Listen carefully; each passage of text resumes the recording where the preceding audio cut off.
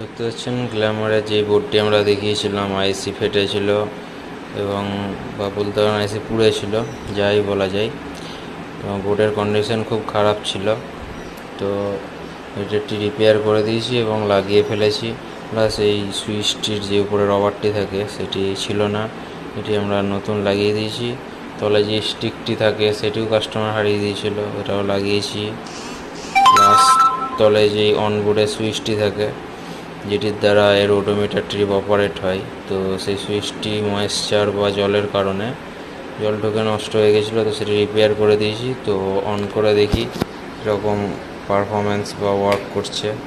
দেখতে পাচ্ছেন এটাটি অন হয়ে গেল, তো দেখি সুইচটি কেমন কাজ করছে এবার।